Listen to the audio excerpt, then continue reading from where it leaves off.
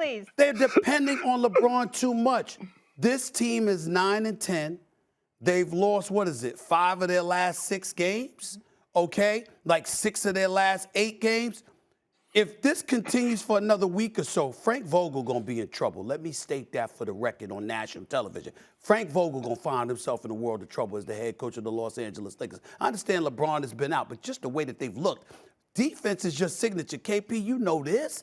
It's his signature. That's what Frank Vogel made his bones in this business. They're the 28th ranked defense in the National Basketball Association. What the hell is going on with the Lakers? Now, New York stood up like I said they would, Keyshawn. They sat up there and knocked off the Lakers like I said they would, Keyshawn, all right?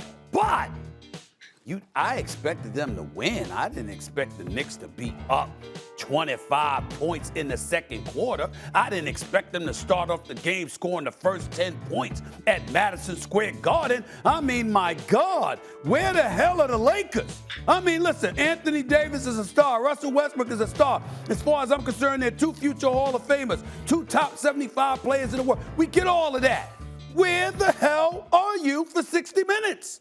I mean, with LeBron out, you got to know it's on you to step up and to show up at the Garden, albeit in the first half, and you ultimately came back in the second half and made a game of it. You tied it up, actually.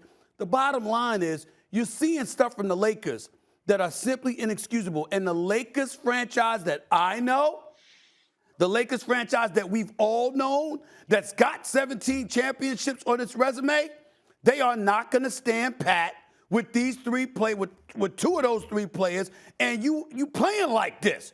Frank Vogel, I'm telling y'all right now, Frank Vogel better get it together, because knowing the Lakers the way that I do, it would not surprise me at all if Laker Nation raise up, you out there, KP, and they make too much noise and they make a change based on what we're seeing. It's unacceptable. It's unacceptable. Well, here it is, Stephen A. and Swagoo. Look, I believe that the Lakers need to lean on LeBron James even more.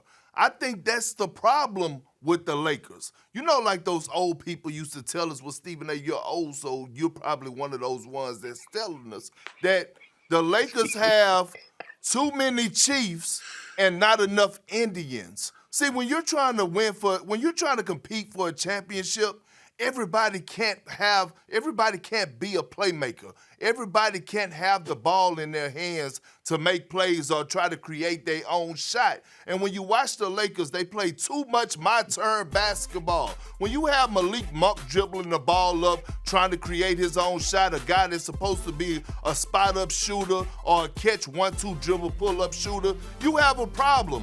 I love Carmelo Anthony. I think he has been phenomenal for the Lakers. But he has to be accountable, because right now they're picking on him on the defensive end. I mean, teams are running pick and rolls to get Carmelo on the switch, and they are going to work on him. So when I look at the Lakers, this is why you don't take for granted a guy like Alex Caruso. This is why you don't take for granted a guy like Caldwell Pope. This is why you don't take for granted a guy like JaVale McGee, because guys that come in and be stars in a role, that's what help you win championships. That's what help you get to the finals. Look at the Phoenix Suns. They have they 2 guys that they go to, a third option in DeAndre Ayton. You have Chris Paul and Devin Booker, and then they have a whole bunch of role players, young role players at that know their roles. Look, everyone cannot be a Chief. They need more Indians. If I'm the Lakers, I rely even more on LeBron James when he gets back, because he's their best decision maker. He's their best floor general. That's why I go. See, my issue with it is that this whole move and this whole offseason and bringing in Russ was supposed to create 2 fives that could go. And Perk, I hear what you're saying about LeBron, but the whole gist, the whole idea of bringing in Russell Westbrook, bringing in Carmelo Anthony was to be able to spell LeBron James. This is what we talked about before the season even started. When they get to a certain point during the season, they need to be clicking, and all of these moves were made in order for the playoff run. But when you're looking at this team right now, and Perk, I like what you're saying, nothing is defined.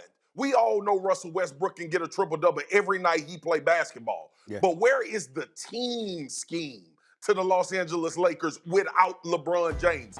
Because the plan was to be able to play at a very high level without LeBron having to expel minutes, put a lot of strain on his body. He dealt with injuries. All of these things, to me, is what's so confusing. To your point, Stephen A. with Vogel, the reason why I'm frustrated with what's happening in LA is what I said previously.